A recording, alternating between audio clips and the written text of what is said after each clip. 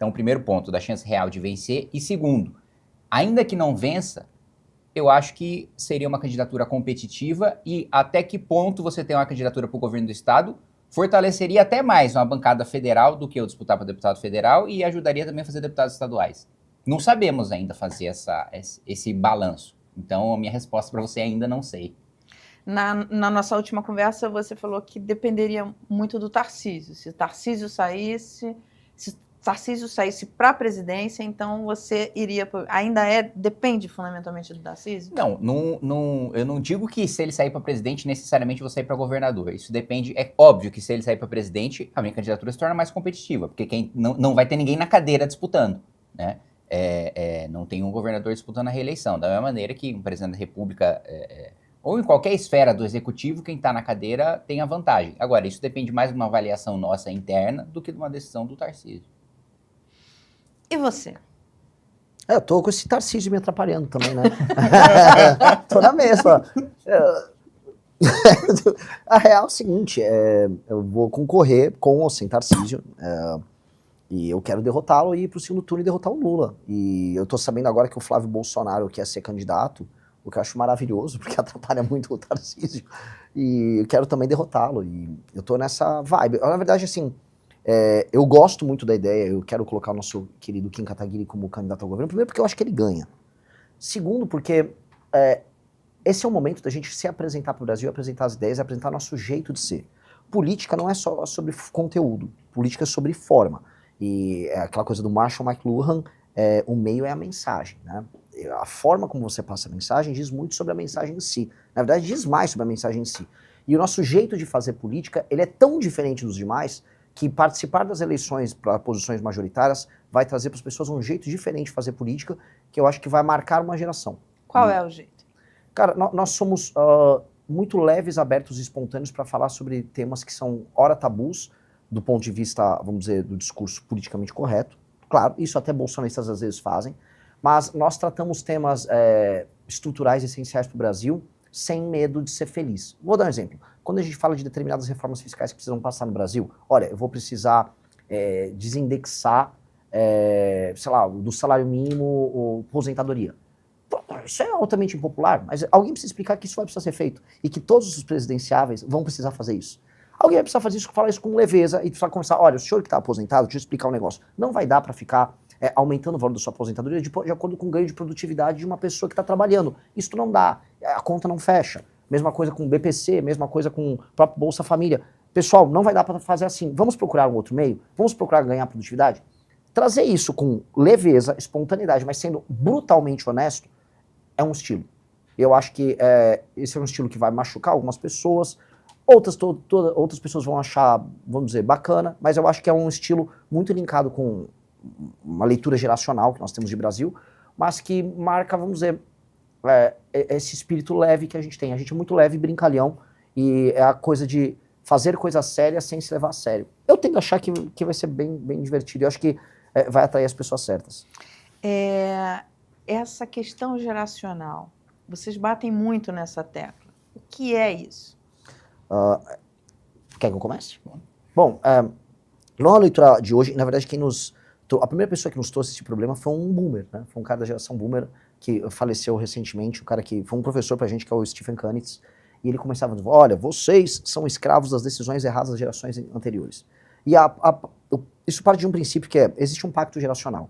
E toda cultura se baseia num pacto geracional. A gente recebe a cultura, a língua, os bens, todo o legado dos mais velhos. E os mais velhos têm um pacto de criar os novos e prepará-los para assumir as suas posições de poder. Natural. E essa é a história da humanidade. O legado, aquilo que a gente chama de tradição, é sobre isso. Pois bem, com os estados modernos, e especialmente ao longo do século XX, quando você tem a noção de direito adquirido e as pessoas passam a viver também muito mais, o que acontece é que as gerações mais velhas passam a não abdicar das suas posições de poder, em todas as instâncias e todos os espaços. Então, a sucessão nas empresas, ela demora, a própria sucessão do ponto de vista patrimonial, né, a pessoa ficar com uma casa, ficar com um apartamento, e isso se soma também à ideia de que uma geração acaba pagando a dívida da outra. Se o pacto fosse mais ou menos justo, você falaria, tudo bem, eu estou pagando a aposentadoria da geração anterior, mas eu estou também amealhando, né, as vitórias ao longo do período mais produtivo da minha vida condizentes com isso. Então, sei lá, eu com 40 e poucos anos estou comprando um apartamento, estou financiando alguma coisa com um carro. Mas não é o que está acontecendo. A gente está pagando toda a conta que vem na forma de impostos, não está vendo sucessão patrimonial. As gerações anteriores acreditaram, e esse é um problema muito específico da geração boomer, elas acreditaram que, poxa, agora é um momento de direitos. Esses direitos foram plasmados em constituições como a nossa, ou transferidos via projetos de lei em sistemas, vamos dizer, de welfare. Essas pessoas endividaram as gerações anteriores, dívida gigantesca foi gerada, e as gerações, posteriores. E essas gerações posteriores estão empobrecidas, estão tendo dificuldade em acumular patrimônio e capital, têm menos poder decisório e estão ficando assim, pô, eu só estou ficando com a conta, a vida não está necessariamente dando certo para mim, os mais velhos continuam ocupando essas posições de poder e eu não estou achando isso legal. E eu acho que isso precisa ser posto na mesa, em todos os lugares, em todas as democracias. E isso não é porque a gente poderia falar, poxa, isso é uma coisa que aconteceu em todas as gerações. Não necessariamente, porque esse elemento novo, esse elemento de um Estado que provém bem-estar social, que você joga a dívida de uma geração para outra, isso ficou muito, vamos dizer, presente no século XX para cá. Isso precisa ser resolvido. Isso é um problema concreto das sociedades contemporâneas em todos os lugares e a gente precisa endereçar de uma maneira generosa, mas precisa ser generosa de todas as partes. Não só os mais novos ficarem com a conta. Ou as gerações mais velhas precisam entender que tem que haver uma espécie de cessão de espaço. Eu não sei se estou me estendendo, mas é muito interessante esse assunto. Por que a gente discute a política no Brasil em termos sessentistas? Ora, por que o duelo político no Brasil é sobre a turma que lutou contra a ditadura militar? Não estou nem entrando no elemento de uma galera que ia dar um golpe comunista. Havia uma turma que estava de um lado e havia a turma pró-ditadura militar do outro.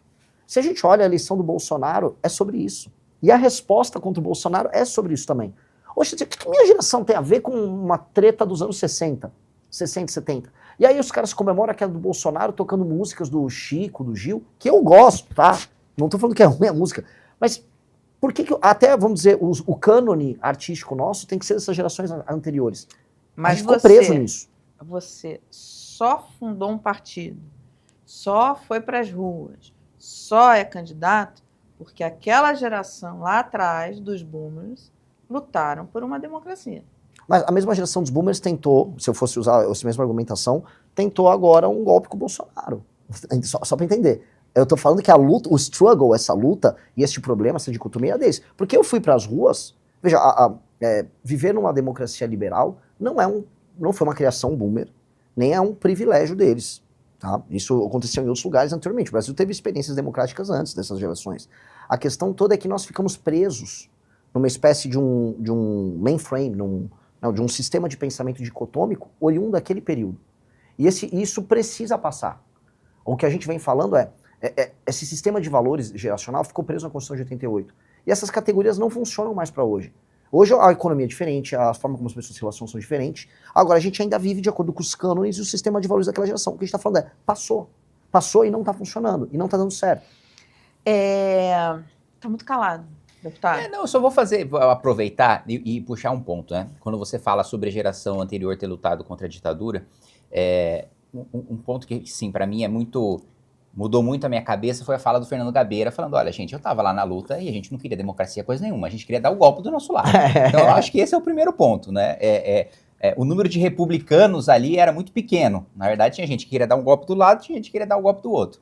E o outro ponto, se a gente for falar de firmeza e de luta, o Brasil foi um dos últimos países a voltar a ter um regime democrático. Nós tivemos ditadura em toda a América Latina, praticamente, e o Brasil foi um dos últimos. E o outro ponto, eu não vejo tanta luta e tanta revolução assim, porque no final o que você teve foi, como sempre acaba no Brasil, um grande acordo. Né? Você não teve a grande punição, o grande julgamento dos militares, a grande punição dos militares. Na verdade é assim, eu anistio vocês me anistiam, eu ganho uma bolsa aqui, vocês ganham uma bolsa ali e tá tudo certo. Não, tudo bem, deputado.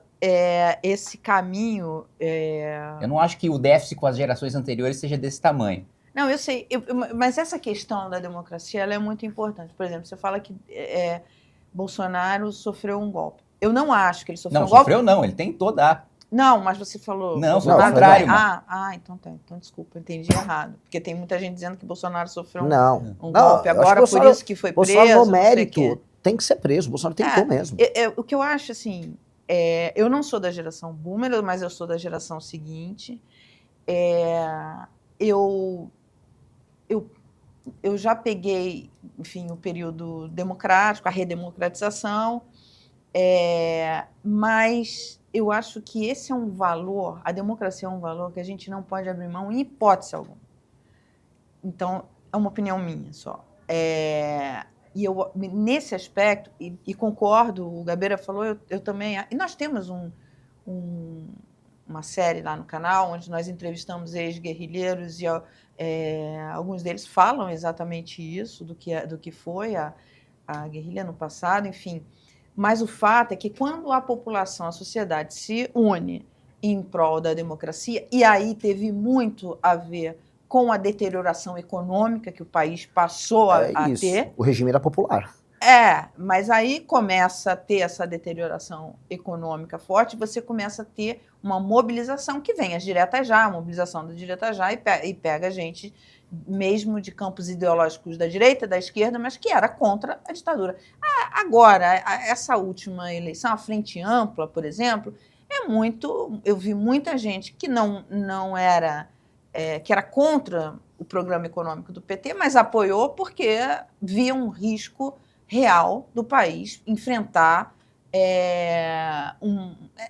era a democracia contra a ditadura, sabe? Eu não acho risco, não, tá? Eu acho que é só oportunismo. Não, mas essa Frente Ampla, eu conheço várias pessoas, economistas, você conhece também, que não apoiam o programa econômico do PT, pelo contrário, historicamente foram contra, mas apoiaram a Frente Ampla com medo do estrago institucional que um segundo governo Bolsonaro poderia ter feito. Bem, mas voltando aqui para a nossa conversa, o que importa são vocês, o que vocês pensam em fazer, né? Quer dizer, quais são as propostas de vocês? Essa questão geracional, eu, como defensora da geração X, eu acho que e um país envelhecendo, quer dizer, nós da geração X, o povo da geração Boomer, ainda vai ficar aí um bom tempo, entende?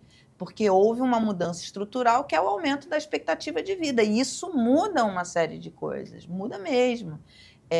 Eu não acho que a culpa é apenas das gerações mais velhas, sabe? Eu acho que as gerações mais novas, por exemplo, eu até brinco, eu falo assim, essa geração não vai vingar, porque... Cara, tem uns conceitos que são que na prática a gente vê que, a gente que tem mais idade, vê que não é bem assim. Então, o que eu queria ver com vocês é assim, primeiro, colocar isso. O que é que vocês propõem? Porque São Paulo, você, candidato ao governo, se você sai como candidato ao governo de São Paulo, qual é o principal problema e qual vai ser a sua bandeira? Não, acho que 2 pontos principais, não é só para São Paulo, mas para o Brasil, é segurança e economia, né? São os 2 pontos que mais afligem a população. Se a população estiver segura, trabalhando e ganhando bem, a maior parte dos problemas estão resolvidos, né? Então, quando a gente coloca essa questão geracional, o Cânides falava uma coisa muito interessante, principalmente utilizando a Previdência como exemplo, né? Não existem direitos adquiridos sobre seres humanos, né? Por quê? A geração anterior construiu um sistema previdenciário com uma dívida tão grande, e o modelo de repartição que a gente tem só existe aqui na Venezuela, né? Os outros países abandonaram justamente porque você precisava de 2 coisas para o modelo ser sustentável: emprego formal e gente jovem. E a gente não tem mais nenhuma das 2 coisas. Os empregos são informais e a população está envelhecida. Então, nosso sistema acabou, né? E ele defendia a tese de que a gente deveria lançar, né, a Previdência como uma dívida, no sentido